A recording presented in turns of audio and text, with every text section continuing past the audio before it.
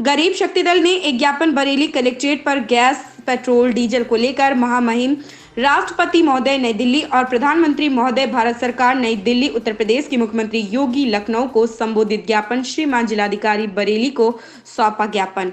इस मौके पर इस शक्ति दल के प्रमुख मनोज विकट ने कहा, भारत में गरीब जनता को उज्जवल योजना में मुफ्त गैस कनेक्शन वितरण उपरांत 2021 के बाद आज गरीब जनता के साथ धोखा किया जा रहा है, जो भारत के संविधान के मुताबिक अनिश्चित 39 का घोर उल्लंघन है।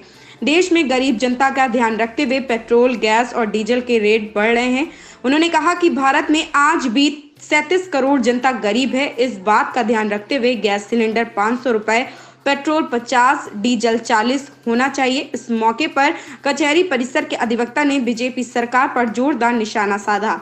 ज्ञापन कार्यक्रम में कल के राष्ट्रीय मानसिस्टर चाहिए साबुद्दीन, परवेज कलाम, संजीव विकट, वरिष्ठ उपाध्यक्ष गेदन सिंह राणा आदि दर्जनों लोग मौजूद रहे।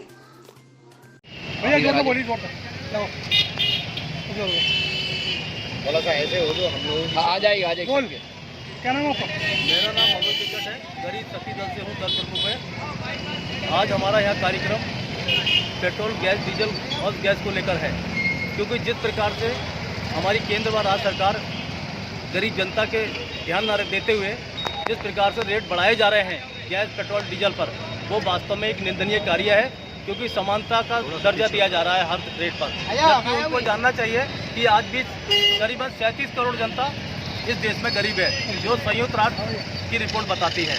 हमारा ये कहना है कि जिस समय 1950 में देश का संविधान लागू हुआ था, उस समय हमारे ही नेताओं ने ये कहा था, हम जनता का हर तरीके से ध्यान रखेंगे, आर्थिक स्थिति से, न्याय की दृष्टि सब तरह से ध्यान रखेंगे। लेकिन आज जिस प्रकार से रेट बढ़ाए जा रहे हैं, वास्तव में बहुत भारत के संविधान के अनुच्छेद की 39 की उल्लंघन है हमारे देश के अंदर। यही हम कहना चाहते हैं, तत्काल इस ज्ञापन पर अमल करके गरीब जनता को ध्यान में रखते हुए जो गैस, डीजल, पेट्रोल पर रेट बढ़ाए गए हैं उसको कम किया जाए। और मुख्यतः तौर पे हम ये कहना चाहते हैं, गैस सिलेंडर पूरे भारतवर्ष के अंदर 500 रुपये का बिकना चाहिए और पेट्रोल 50 रुपये और डीजल जो है 40 रुपये। इसी प्रकार आपकी मांग पूरी नहीं होती, अगला कदम क्या होगा? हमारा यहाँ पर 10 तारीख को शक्ति प्रदर्शन है, जिसमें विधवा महिलाएं जिनको 500 रुपये, विकलांग लोग जिनको 300 रुपये, 500 रुपये पेंशन मिलती है, वो सभी लोग अपने गैस सिलेंडर लेके आएंगे और विकलांग लोग भी शामिल होंगे, गरीब जनता भी शामिल होगी। यहाँ पर 2-2,500 आदमी कलेक्ट्रेट पर शक्ति प्रदर्शन दिखाएगा 10 तारीख को। जय हिंद, जय भारत। क्या नाम आपका? मेरा नाम डीपी सिंह एडवोकेट है। मैं यहीं बरेली में ही अपना विधि व्यवसाय करता हूँ। क्या कहना चाहते हैं?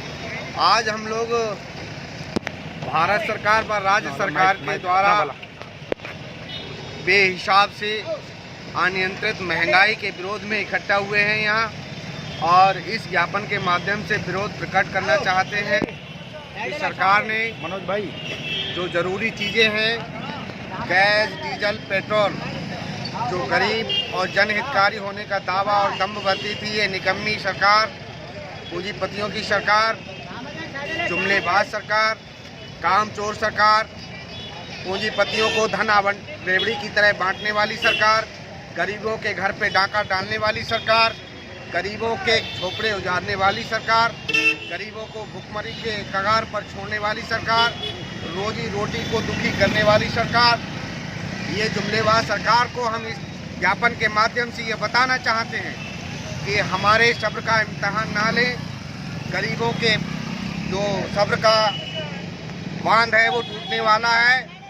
और मैं 2 लाइनें पढ़ूंगा इसके साथ। यदि बांध बांधने के पहले जल सूख गया, धरती की छाती में दरार पड़ जाएगी और इतिहास न तुमको माफ़ करेगा। याद रहे, पीढ़ियां तुम्हारी करनी पर पछताएंगी।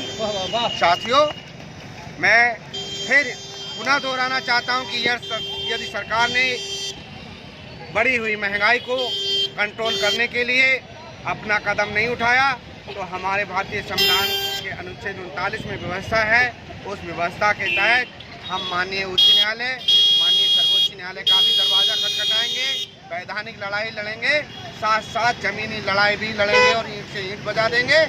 इस सरकार ने पूंजीपतियों के हाथ हमारे देश को पूरी तरह से बेच दिया है। गरीब सिर्फ रोटी के लिए जीवित रहे, जिस तरह किसी को बकरे को हम खिलाते हैं तो उसको काटने के लिए खिलाते हैं, इस सरकार ने भी वही व्यवस्था की है कि हमारा जो प्रयोजन है, हमारा ये यूज करना चाहती है तो सिर्फ बकरे की तरह है, हमको हलाल होना है इस सरकार में। तो मैं अपील भी करूंगा कि भविष्य में हम यहाँ जो खड़े हैं वो शपथ लें कि कभी भी कमल का फूल हमारी भूल थी, अब हम वो भूल दोहराएंगे नहीं।